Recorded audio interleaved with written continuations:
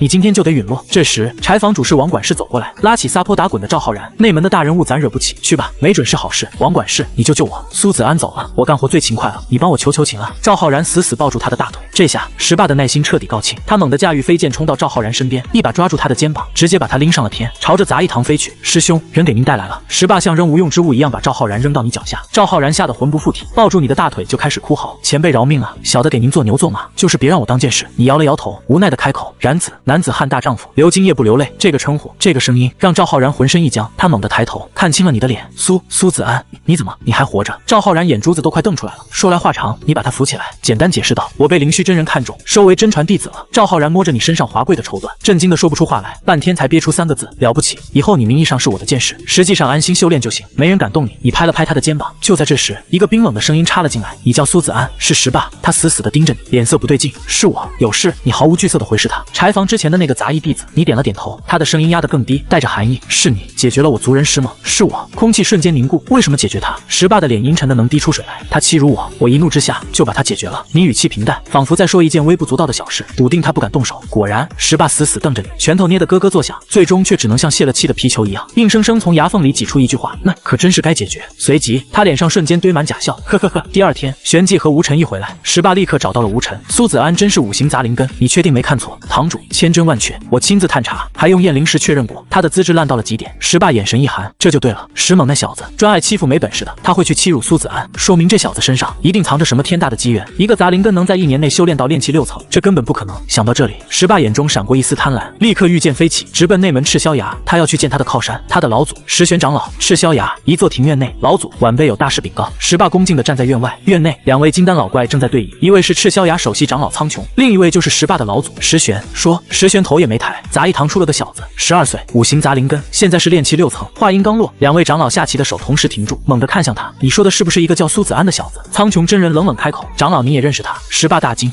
前些日子在宴会上打伤我爱徒的就是他。苍穹咬牙切齿。石霸一听，心中大喜，立刻添油加醋：“老祖，这厮1年前还解决了我族人师梦，他身上绝对有大秘密。5行杂灵根，炼气6层。”石玄眼中金光一闪，等老夫抽空把他绑来，搜个魂，一切就都清楚了，何必劳烦你我动手？苍穹落下一子，胜券在握的笑道：“3个月后就是秋闱试炼，我儿陆阳自会替我们解决他。如此甚好。”石玄点了点头，灵虚那老东西不好惹，让小辈出手最合适不过。与此同时，清玄峰，你的府邸，赵浩然像个跟屁虫，整天跟在你身后。此刻，你一套星河幻影剑演练完毕，剑气纵横，漂亮。赵浩然在一旁卖力喝彩。你收起剑，看着他，然子，你不能再这么混下去了。我都炼气7层了，你才2层，要不再给你炼一次灵？赵浩然一听，脸都白了，疯狂摇头：“算了算了，能活着就行，那罪我可不想再受第2遍。行吧，你叹了口气，我让师尊帮你去灵芝堂找个清闲的活，我就待这儿挺好的。”他抠着脚下的大石头，小声嘀咕：“你不再管他，回房修炼。对你来说，在丹药辅助下，1年内冲到炼气9层都不是问题。你一走，赵浩然闲得没事，跑去看叶诗瑶练剑。师姐，剑法好厉害，滚一边去，别烦我。”叶诗瑶没好气地吼道。自讨没趣的赵浩然只好一个人在清玄峰上闲逛。不知不觉，他被一阵花香吸引，来到半山腰的一个山洞外。洞外的花圃里百花争艳，全是灵芝。赵浩然看得吃了，伸手就想去摘那朵最妖艳的媚心兰。别碰它，有毒！一个轻柔的女声传来。赵浩然回头，看见一个眉眼清秀的少女，她穿着外门弟子的服饰，气质却温婉动人，上面的粘液会让皮肤溃烂。少女再次提醒赵浩然，尴尬地收回手，挠头傻笑：“多谢师姐提醒，你叫什么名字？”“我叫云长，这里是你的洞府吗？”赵浩然没话找话。云长脸上闪过一丝无奈：“我一个外门弟子怎么会住在这里？我和你一样，都是迫不得已。迫不得已，你被人胁迫了。”赵浩然顿时激动起来：“你等着，我兄弟是灵虚真人的真传弟子，我让他来救你。”“哎，你误会了。”云长急忙拉住他，脸颊微红，低声道：“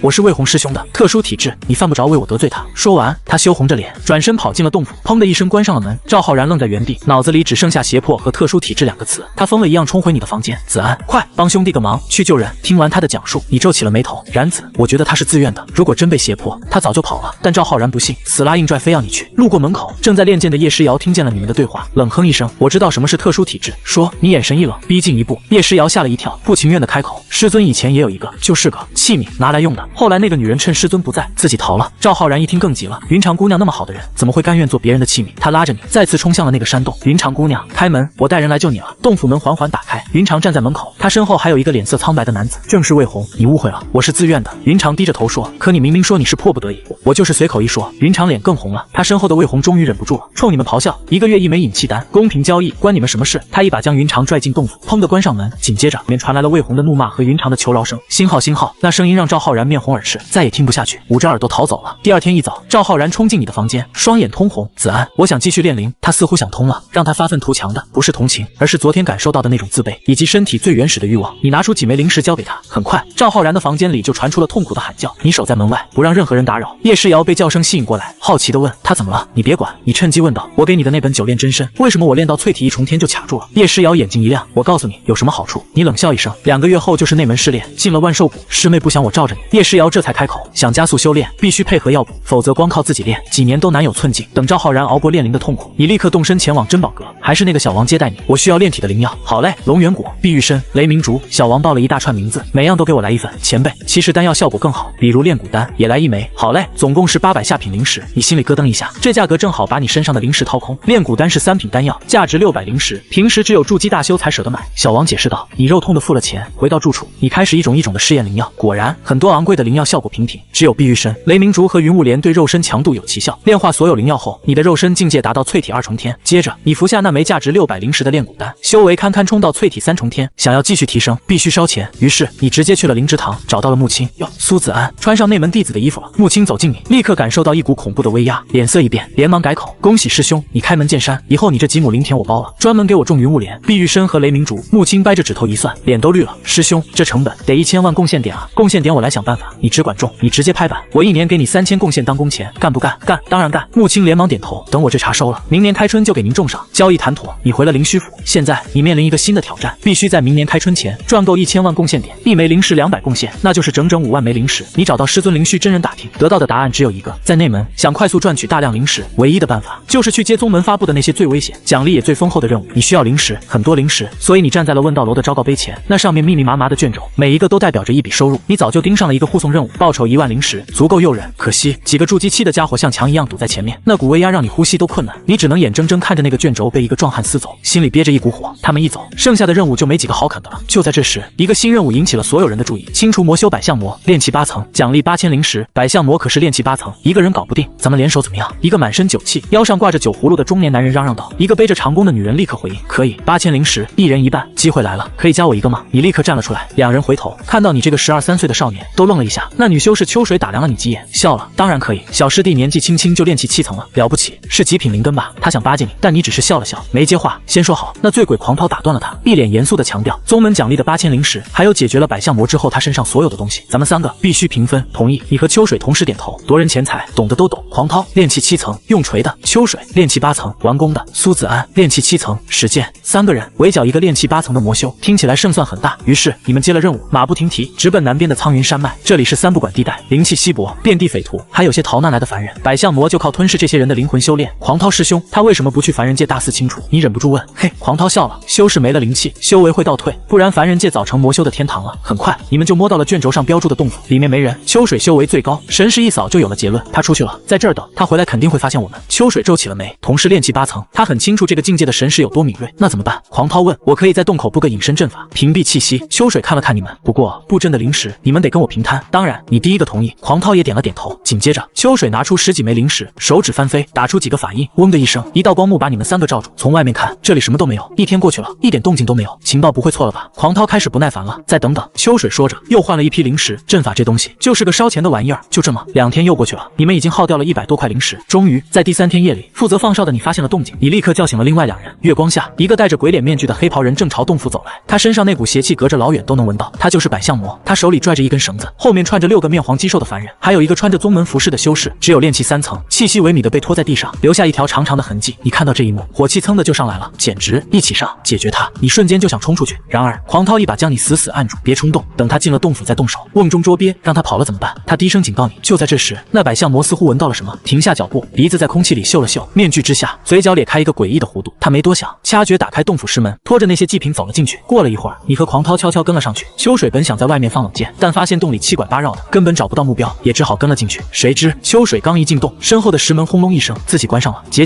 阴冷的怪笑在洞府里回荡。下一秒，整个洞府金色光芒大盛，无数隐隐藏的阵法纹路从地面和墙壁亮起，将你们彻底笼罩。一股冰冷的寒意瞬间侵入体内，你感觉自己的灵力和精神都在被这金色光芒飞快地抽走。这是炼魂阵，他把整个洞府都改造成了阵法。快动手！秋水最先反应过来，声音里带着一丝惊恐。再拖下去，你们3个都得被吸成人干。你和狂涛也意识到不妙，立刻祭出灵气，朝着那道黑影冲了过去。百象魔终于转过身，手中多了一把短柄，他的身形快得像一道鬼影，在金色光芒中穿梭。是一道寒光擦着你的脖子划过，带出一串金色的光点。如果不是你的肉身足够强悍，这一下你的脑袋已经搬家了。狂涛，小心！秋水强大的神识预判了他的动作，大声提醒。话音未落，百象魔已经闪到了狂涛身后。狂涛被提醒，猛地转身一锤挥出，百象魔却诡异的后仰，像美骨头一样躲开了攻击，身影一闪，直接冲向了秋水。他知道秋水这个眼睛最麻烦，秋水擅长远射，被近身就是个活靶子。他神识锁定了对方，身体却跟不上，只能转身就跑。转眼间，秋水就被逼到了紧闭的石门前，退无可退。噗！那把淬毒的短笔毫不留情地刺进了他的后背。就是现在，你抓住了他攻击的瞬间僵直，一道剑气横斩而出，百象魔被迫拔出短笔，体表罡气瞬间亮起，剑气斩在上面，只刚好破了他的防，没能伤到他。你的剑意还差了点火候，受死！狂涛也吼叫着冲上来，巨锤带着风声砸下，百象魔双臂交叉硬抗，被打得后退几步，同样毫发无伤。就在这时，秋水忍着剧痛，从剑袋里摸出一根羽剑，反手用尽全身灵力，猛地刺进了百象魔的后腰，几乎是他自己被刺中的同一个位置。百象魔吃痛，硬扛着狂涛砸在他肩膀上的一锤，拼死冲出了你们的包围圈。他站在远处，双手掐诀，加速了阵法的运转。那些被拖进来的凡人，脸色瞬间由白转紫，再由紫转黑，眼里的光彩迅速熄灭，变成了行尸走肉。不行，灵力快被榨干了。狂涛喘着粗气，已经有些站不稳了。你深吸一口气，顾不上了。星河幻影剑，星雨，你只诀变换。秋水剑瞬间分化出60多道剑气，如暴雨般覆盖了百象魔所在的位置，让他避无可避。百象魔只能停下催动阵法，再次撑起护体罡气抵挡。就在这一刻，秋水闭上了眼睛，拉开了长弓，他强大的神识死死锁定了百象魔的气机。嗖，羽剑破空，在百象魔的护体罡气被剑雨削弱到最薄弱的瞬间，精准地穿透了他的胸膛。随着百象魔倒下，漫天金色光芒也渐渐散去，只是那些凡人和那个炼气3层的修士早已没了气息。你刚松了口气，以为一切都结束了，可谁都没想到，站在秋水身边的狂涛却给了你一个天大的惊喜。他猛地挥动手中的巨锤，趁着秋水运功疗伤，毫无防备，一锤朝着他的后脑勺砸了下去。轰！一声闷响，狂涛的巨锤重重砸在秋水毫无防备的脑后，他甚至来不及反应，便当场生机断绝。你干什么？你脑子嗡的一声，厉声质问。干什么？狂涛脸上露出扭曲的邪笑。他受伤了，解决掉他，我们就能少一个人分奖励，很简单，不是吗？他慢条斯理地补充道。百象魔的乾坤袋归你，秋水的归我。说着，他弯腰去拿秋水腰间的乾坤袋。你愣在原地，似乎还没从震惊中反应过来。狂涛见你没动静，狞笑一声，你小子不想要，那我就不客气了。他直起身就要去拿百象魔身上的乾坤袋，你见状也立刻冲过去，像是生怕好处被他抢走。你冲到百象魔残骸旁，刚刚弯下腰，呼，身后的狂涛再次挥舞巨锤，带着破空声狠狠砸向你的后背。轰隆，又是一声巨响，整个山洞都晃了晃，你像个破麻袋一样飞了出去，趴在地上一动不动，生机断绝。结，狂涛发出得意的怪笑，他先是搜刮了百象魔，然后走向你。愚笨之人，极品灵根又怎么样？还不是败在我手里。他嘲讽着，伸手探向你腰间的乾坤袋。然而他的手指刚刚碰到你的袋子，一道冰冷的剑气毫无征兆地从你体内爆发，瞬间洞穿了他的胸膛。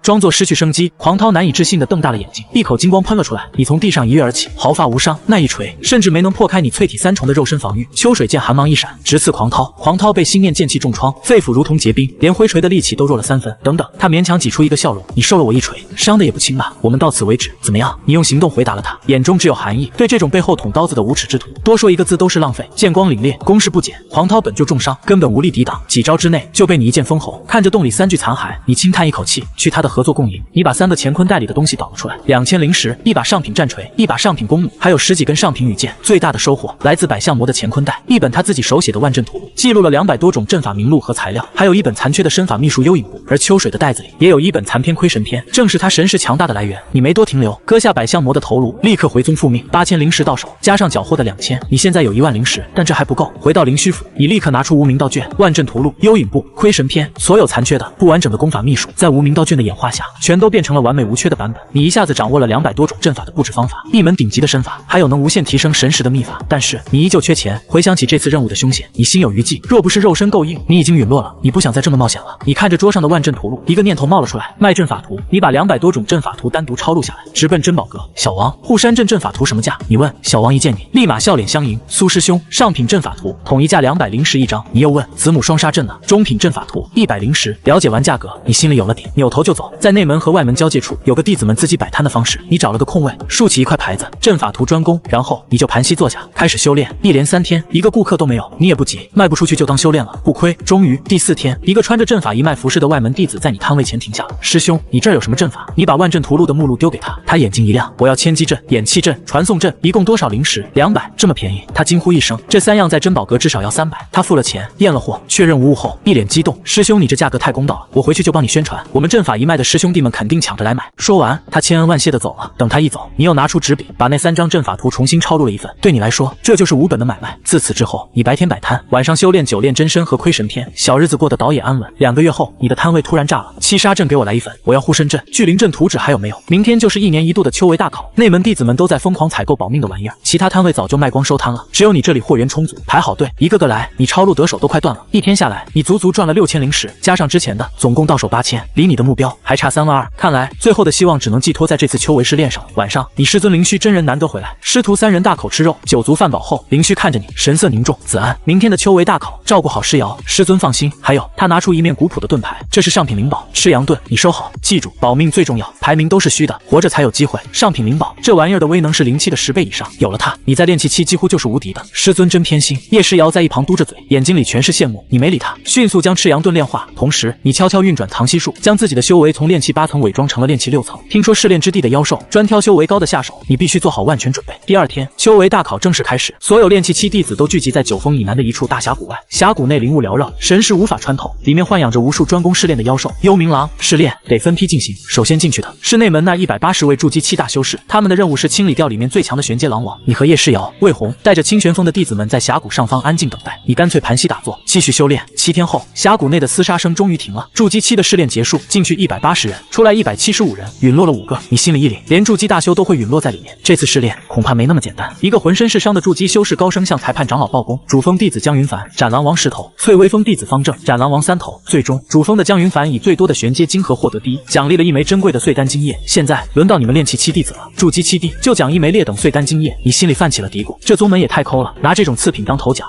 你不明白，旁边魏红那家伙用一种你很不爽的语气开枪了。劣等碎丹精液也是无价之宝，在南域能让筑基期的大佬们抢破头。听他那意思，这丹药就是炼废了的残次品，药力不到1成，单独还死重，简直是无用之物。就在这时，裁判长老的声音响彻全场：炼气期弟子入谷！一声令下，上千号人像疯了一样涌进峡谷，跟下山的蚂蚁似的。有几个牛逼哄哄的家伙，一看就是炼气9层以上，直接踩着飞剑就过去了。其中一个就是赤霄崖首席长老的儿子陆阳，那小子一脸冷酷，脚踩飞剑，怀里还抱着你刚揍过的秦婉，他们身后还跟着2个炼气9层的跟班。怪的是，这4个人压根没看谷里的妖兽，眼睛死死地盯着你们清玄峰的阵营。秦婉的目光扫来扫去，终于在人堆里锁定了你，在那儿，他手指着你，声音尖利。下一秒，4道剑光直冲你而来。你一进峡谷，那些幽冥狼就像见了鬼，四散奔逃。毕竟他们只是宗门养的家畜，时间到了就得被处理。师兄，你跑慢点，等等我啊！叶诗瑶在后面扯着嗓子喊，可你哪有空理他？为了排名，你见狼就打，速度快的飞起。突然，一个让你不是到骨子里的声音传来：苏子安！你猛地停下，回头，果然是秦婉。他像没骨头似的腻在陆阳怀里，脚下的飞剑悬在半空，居高临下的看着你。天上一个炼气大圆满，2个炼气9层，地上上百个赤霄崖的弟子迅速围了过来，把你堵得严严实实。叶诗瑶那小子一见这阵仗，掉头就跑，连个招呼都不敢放。苏子安，听说你一个5行杂灵根，居然修到了炼气6层。陆阳架着飞剑落到你面前，皮笑肉不笑，过来，我帮你看看，是不是搞错了？你当然是用了藏息术，把修为压在了炼气6层。看着他一步步逼近，你一步步后退，满脸写着抗拒。放心，陆阳的笑意更冷了。小婉是我的人没错，但你在擂台上是公平赢的他，我不会为难你。话锋一转，他图穷匕现，只要你乖乖交出身上的机缘，我可以考虑放你一条生路。原来如此，这家伙是看上你根本不存在的机缘了。你假装顺从地点点头，就在他们以为你准备就范的瞬间，好，幽影步催动到极致，你的身影瞬间化作鬼魅，只留下一串残影。给我追！陆阳暴怒的声音在身后炸响。然而，就算他们能御剑飞行，也只能眼睁睁看着你的影子消失在林子里。没多久，他们就把你跟丢了。你一路狂奔，钻进一个山洞，这里原本是幽冥狼的老巢，现在全被你赶了出去。你在洞口布下唯一的阵法，掩气阵，人站在阵里，外面谁也看不见。那家伙区区炼气6层，怎么跑得跟鬼一样？2个炼气7层的赤霄崖弟子搜了过来，在你藏身的洞口附近停下。算了吧，人家有大机缘，就算抓到了，好处也轮不到我们。另一个务实的家伙说，那边有个山洞，不如进去解决几头狼，冲冲排名。很好，鱼儿上钩了。当他们一脚踏进掩气阵的范围，看到的是你早已举起的灵剑，剑光一闪，2人甚至来不及反应，当场被重创。你麻利的搜刮了他们身上的东西，然后把残骸往阵法外一扔，成了。新鲜的鱼饵，你守在阵法里，目光冰冷，想法却极其大胆，用这2具残骸当诱饵，钓更多的赤霄崖弟子过来，来一个解决一个。2天下来，洞外的残骸已经堆成了一座小山丘，浓郁的异味引来了不少幽冥狼。你就像个耐心的渔夫，一边钓人一边清狼。黄阶幽冥狼解决了20头，赤霄崖弟子解决了多少你都懒得数了。为了不暴露身份，你戴上了百相魔的面具。又过了3天，残骸堆散发的恶臭让你自己都快待不下去，你这才不情不愿的收手。300多枚黄阶金盒应该能进前列了吧？你清点着乾坤袋，收获满满，其中大半都是从那些倒霉蛋身上缴获的。另一边，师兄派出去的人一个都没回来，他们该不会……一个炼气9层的修士对陆阳低声说，语气里满是恐惧。一个炼气6层能翻起什么浪？陆阳嘴上强硬，脸色却已经难看。看到了极点。如今峡谷里的幽冥狼开始疯狂反扑，他自己都焦头烂额，岂有此理！这届试炼怎么这么多人都他妈会用眼气阵？陆阳爆了句粗口，气得想骂娘。据说是有个混蛋在试炼前低价散播阵法图，把谁搅浑了？师兄小心！就在这时，一头黄阶巅峰的幽冥狼往猛地朝他扑来，陆阳吓得立刻驾驭飞剑升空。紧接着，十几头黄阶巅峰的幽冥狼从四面八方围了上来，狼群规模之大，根本不是他们3个人能应付的。2个跟班也赶紧御剑飞起，唯独那个负责捡金盒的秦婉被忘在了地上。师兄救我！秦婉发出绝望的尖叫。陆阳回头看了一眼，又扫了一眼地面上密密麻麻、眼冒绿光的狼群，心一横，冷酷地喊道：“师妹，你撑住，我去找人来救你。”说完，头也不回地飞走了。狼王被秦婉的叫声吸引，猩红的舌头滴着口水，猛地一扑，锋利的狼牙在他脸上划开一道深长的伤口，剧痛让秦婉惨叫。可狼群已经将他团团围住。就在这时，他从乾坤袋里掏出一个铜钟，灵力注入，铜钟瞬间暴涨，将他死死罩住。任凭狼群如何撕咬，都无法破开这件灵宝的防御。咱们真不管小婉师妹了。一个跟班心有余悸地问，对他早就没兴趣了，为他冒险不值得。可他天赋那么好，苍穹真人要是怪罪下来，天赋好有什么用？陆阳直接打断他，他有我这样的爹吗？他随即下令，你们2个去出口守着，给我抢！所有出来的低阶弟子，每人交1成金盒，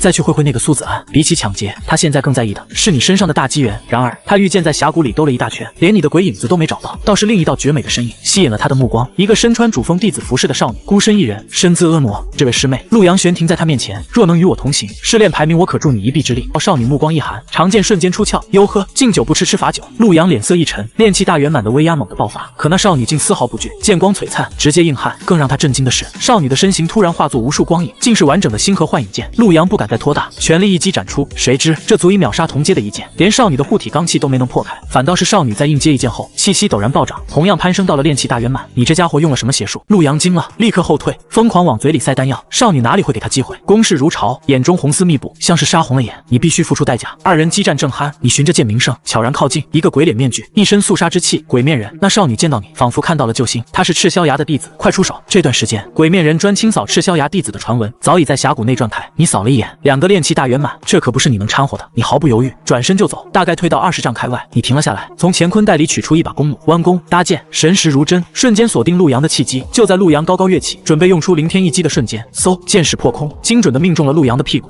陆阳发出一声凄厉的惨叫，回头看见是你，气得5脏俱焚，区炼气6层，你这家伙也敢偷袭我！仇恨瞬间转移，他放弃少女，疯了一样朝你扑来，一道狂暴的剑气隔着20丈就斩了过来，瞬间击碎了你的护体罡气。炼气大圆满，果然强的离谱，哪怕你真实修为已是炼气8层巅峰，也毫无胜算。陆阳转瞬即至，又是一剑，枪！你眼疾手快，掏出保命法宝赤阳盾，上品防御灵宝面前，他狂风暴雨般的攻击就像是挠痒痒，几剑下去，他的灵剑反而承受不住反震之力，轰然碎裂。就在这一刻，一把青钢剑从他背后洞穿了胸膛，是那个少女拼尽最后一丝力气刺出了致命一击，随后他也体力透支倒了下去。你收起盾牌，毫不客气地将陆阳腰间的乾坤袋摘了下来。你本想把那少女的也顺手牵羊，可看着她苍白的脸，终究还是下不去手。你甚至破天荒的大发善心，从陆阳的袋子里摸出一枚氧气丹，塞进了他嘴里，还守在他身边，以防幽冥狼来袭。夜幕降临，少女醒了。峡谷的夜晚漆黑如墨，只有你们的篝火噼啪作响。她醒来后，先是警惕地检查了自身和乾坤袋，发现毫发无损，这才松了口气。谢谢你的氧气丹，她轻声开口。3枚灵石，你刚炼化完1枚丹药，修为隐隐有了突破的迹象，头也不抬的报价。他二话不说，直接丢给你一个装着灵石的袋子，我给你300，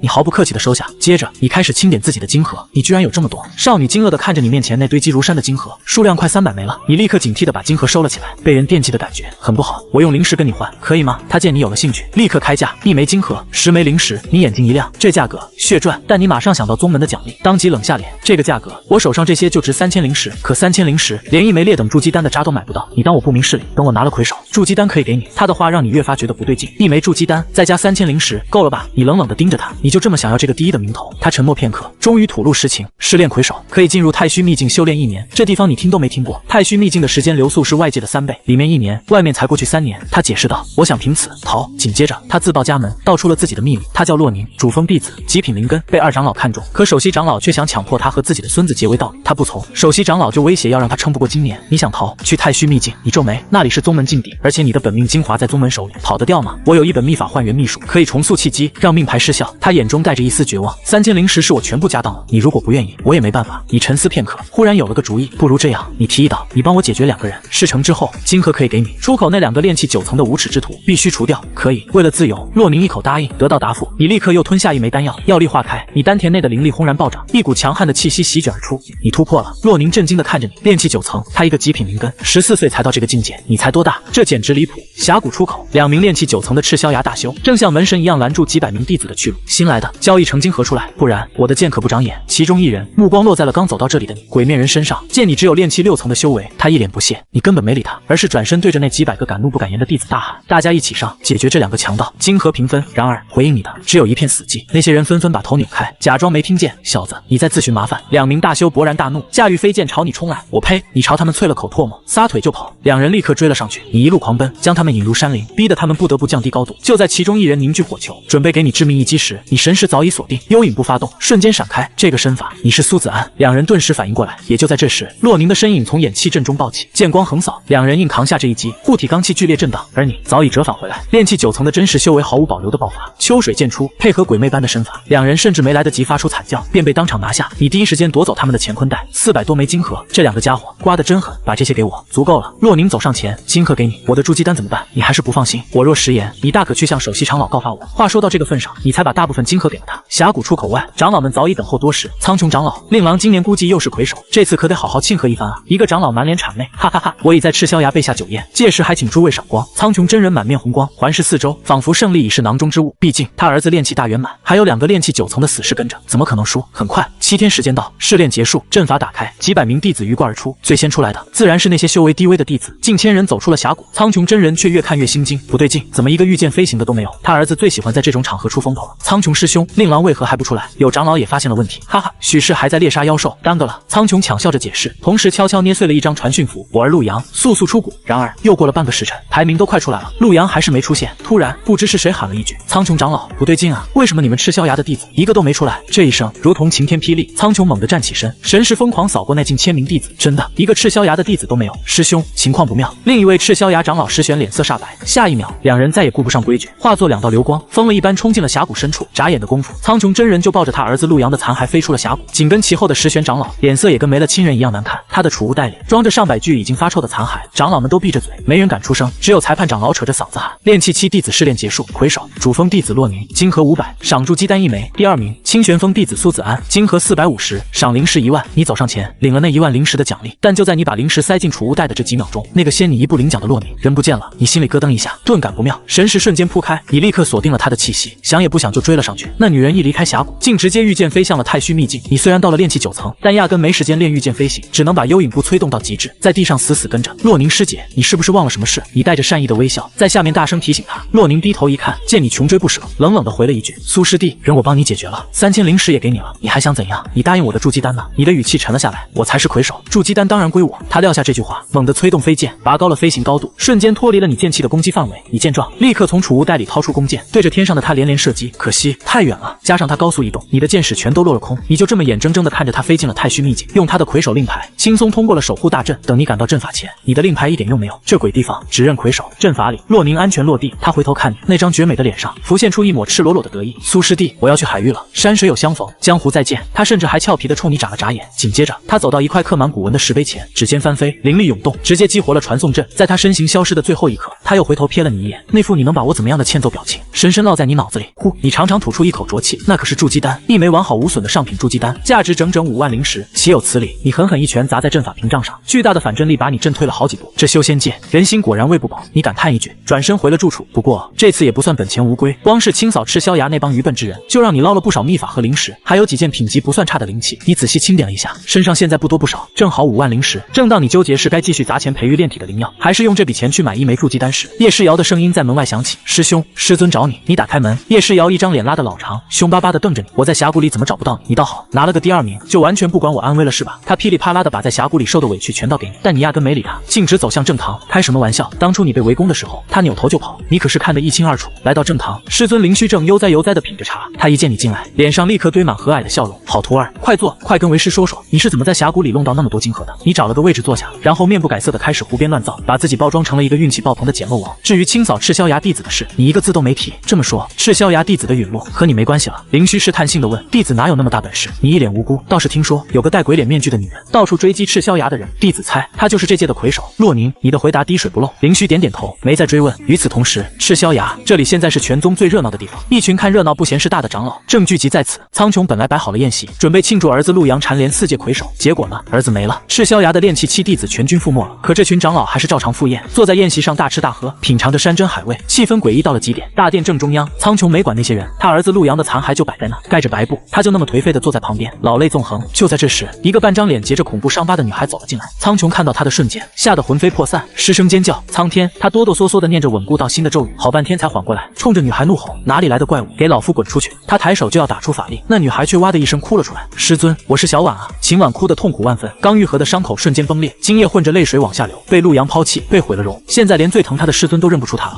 你是小婉？苍穹终于认了出来，是谁把你伤成这样的？秦婉这才抽抽搭搭的把峡谷里发生的一切一五一十的全说了出来。胡说，陆阳那么宠你，怎么可能丢下你不管？苍穹猛地站起身，背对着他，不敢再看那张可怖的脸。师尊，徒儿说的都是真的。秦婉哭得更凶了。够了，陆阳已经没了，这事到此为止，不要再提。苍穹冷着脸把秦婉赶了出去，然后继续守在儿子的残骸旁。我儿放心，为父一定让害你的人付出代价。他抹了把眼泪，语气狠厉的像是从地狱里爬出来的恶鬼。话音刚落，二长老石玄火急火燎的冲了进来。师兄，查到了，查到了。他手里捏着一枚玉简，噬魂老祖通过洗炼陆阳的魂魄，找到了他陨落前的记忆。苍穹一把抢过玉简，贴在额头，瞬间，陆阳陨落前的画面清晰的涌入他的视海。主峰弟子洛宁，还有一个鬼面人，他身上穿着清玄峰的弟子服饰，炼气6层。不对，他隐藏了修为，是他，一定是他。尽管记忆里你戴着面具，但苍穹立刻就联想到了你。试炼开始前，他可是亲口命令儿子去抢你身上的大机缘。现在看来，你的机缘大到能反击他整个赤霄崖的地步。可是师兄，光凭这个定不了他的罪。石玄提醒道，他戴着面具，刑罚堂不会认的，那就先治那个女人的罪。苍穹咬牙切齿，先办了那个试炼魁首。洛宁，另一边，你回到了清玄峰，你闲来无事，打算去找赵浩然聊聊。可推开他的房门，里面空无一人，只有桌上留了一封信。清玄峰虽好，但我感觉待在这会懈怠，我会砸一堂劈柴去了，既能挣贡献点，又能锻炼体魄。有时间来看看我。赵浩然看完信，你无奈地摇了摇头。确实，你们之间的差距越来越大了。他好不容易修炼到炼气2层，你却已经炼气9层，这种令人窒息的差距感，对他来说是种折磨。处理完杂事，你开始专心修炼御剑飞行。时间一晃，冬去春来，你已经能熟练地驾驭飞剑。来到了木青的药园，你把价值5万灵石换来的3包珍贵种子交给他，又顺手帮他加固了一下药园的阵法。这些灵芝可是你下1年的指望，可不能出岔子。做完这些，你又飞到了昭告碑前，准备接点任务。这几个月，你的修为已经达到了炼气9层大圆满，离筑基只差临门一脚。只要再凑齐5万灵石，买到1枚筑基丹，你就能成为受人敬仰的筑基大修。你来得挺巧，刚好看到一个镇守任务，宗门以西的一座仙城要举行一场大型拍卖会，急需10名强者镇场子，最低要求炼气大圆满。你正好达标，顺手就接了。跟你同行的还有2名筑基大修和7个跟你一样的炼气大圆满修士。你们一行10人御剑抵达仙城，直接被安排在了拍卖会主场的边缘位置，任务就是当人肉背景板，维持秩序。听说这次万宝商会搞到了远古遗迹里的好东西，价值连城啊，可不是吗？不然能请咱们九霄道门的人来镇场子。台下的议论声中，一个身着红衣的艳丽女子扭着腰走上台。第一件拍品，中品灵气飞云剑，起拍价20枚灵石，30枚。场子很快热了起来，但真正的大佬们都稳坐泰山，显然在等压轴的好戏。直到第10件拍品上台，一个看客猛地站了起来，你们10个护卫的神识瞬间锁定了他，竟然是生机续骨丹。那人惊呼，可以肉白骨的3品疗伤丹药。这丹药一出，不光是台下的看客，连你也心头一热。3品丹药，生机续骨丹，起拍价1万灵石。这价格一出，大部分人都蔫了。最终，丹药被一个筑基散修以18000灵石拍走。第11件拍品，生机续骨丹，单方，起拍价6000枚灵石。你心中一惊，单方也能卖？这单方被施加了禁制，一旦打开，3息之内就会烧光，只有神识强大的修士才能在短时间内记下。最后，单方以8000灵石的价格被一个炼气8层的修士买走。终于来到了最后一件拍品，接下来是本场拍卖会的压轴宝物，上品灵芝菩提古树。艳丽女子话音一落，全场皆惊。2个杂役抬上来一个盆栽，里面是一棵巴掌大的小树苗，此物没有起拍价，诸位随意出价，价高者得。女子话音落下，台下一片死寂，没人敢出价，这玩意太烫手了，就算你用1块灵石拍下来，出了这个门，下一秒就会被人大卸8块。见没人敢拍，女子只好继续加码，此物若是流拍，本商会将当众销毁。最后10息，不限价格，10、9、3、2，全场依旧寂静无声。请灵火焚种。艳丽女子高喊一声，眼里满是不甘。一名杂役正要掐诀点燃灵石，将这株神物烧成灰烬时，一个嘶哑的声音响彻全场：1万枚灵石，我要了。出价的是个身穿素衣的枯瘦老者，修为才炼气7层。他佝偻着腰，声嘶力竭。艳丽女子挤出一抹笑容，恭喜这位贵人拍得菩提古树。等等，老者又开口了，老夫有一个条件，贵人请讲。这10位九霄道门的弟子，老夫要请1位护送我一程，事成之后，老夫愿出2万灵石。士作为答谢，这算盘打得精啊！但你们10个人，你看看我，我看看你，谁都不傻。这时候护送他，跟自寻麻烦有什么区别？见没人站出来，老者摆摆手，转身就要走。罢了，看来老夫与此物无缘。等等，我愿意护送你。你站了出来，师弟，你长点心吧，这种任务你也敢接？旁边一个筑基修士嘲讽道：“嘿，富贵险中求嘛，你心里清楚。正常做任务，一天下来撑死1000灵石，现在正是缺钱的时候，不拼一把，筑基遥遥无期。”枯瘦老者看了你一眼，见你目光清澈，不像坏人，便点了点头。交易完成，老者抱着菩提古树，紧紧跟在你身后，两人快步离开了拍卖会。你们前脚刚走，后脚就有无数道气息锁定了你们。你二话不说，直接御剑起飞，带着老者全速狂飙。咻！一柄飞剑擦着你的脖颈飞过，险些将你割喉。好在你的神识够强，提前预判，惊险躲过。小家伙有点意思。一名筑基修士狞笑着追了上来，你一头扎进了下方的丛林，在林中高速穿行，极度考验神识和反应力。果不其然，那筑基修士的速度立刻慢了下来。但天上一群穿着统一制服的炼器9层修士，正用一个罗盘法宝死死锁定着你。就在这时，身后的枯瘦老者咬破手指，掏出一张符箓，现场画符，赫赫扬扬，妖魔退场。符箓飞出，在空中化作一团烈火，轰然炸开，瞬间逼退了天上的追兵。紧接着，他又掏出一张符，抽空了全身灵力，画出一道护体金符。砰！那筑基修士一头撞在金色屏障上，被弹飞了出去。等你回过神来，他已经被你甩得没影了。最后，老者又画了一张符，将你和他的气息完全掩盖。你们一路飞窜，终于抵达了一处隐秘的山谷。小友，进来坐坐。山洞里，老者给你沏了壶茶，然后递给你一个储物袋，这是答应你的2万枚灵石。随后，他又拿出一纸文书，这是契约法宝，若你能在上面写下绝不泄露此地隐秘的承诺，老夫再送你一桩机缘。你毫不犹豫地写下承诺，又按他的要求加上一句日后除非老夫相邀，不得再踏入此地半步，并滴上了一滴本命精华。老者说，一旦违背，轻则修为尽丧，重则陨落消散。老人家，你说的机缘是什么？你问。老者这才带你走出洞府，来到一片药园前，跟着我的脚步，走错一步，性命不保。他指着几株年份极高的灵芝问你，可识得此物？你摇了摇头，此乃4叶灵心草、金参果、玉髓叶，3者皆已过100年，混合服用，功效远胜筑基丹。小友若喜欢，尽管拿去。老者语气豪爽，眼神里却满是不舍。这给我，你震惊了？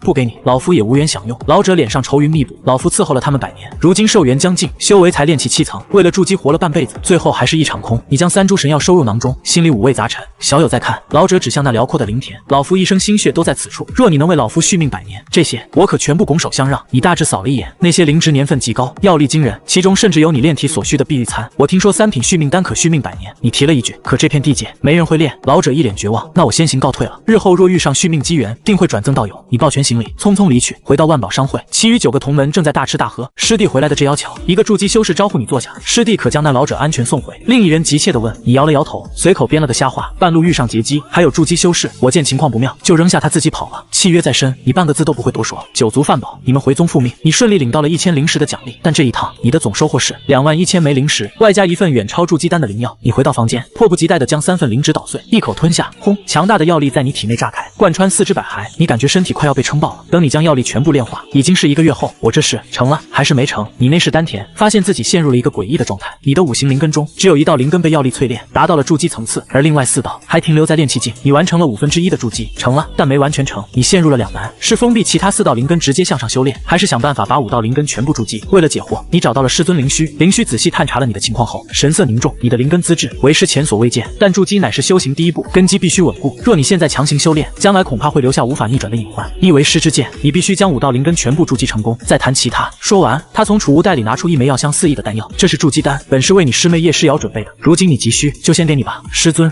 你有些犹豫，这等于抢了叶诗瑶的机缘。拿着，灵虚把丹药强行塞到你手里，别婆婆妈妈的了，你现在还差3份筑基资源才能彻底成功，推脱什么？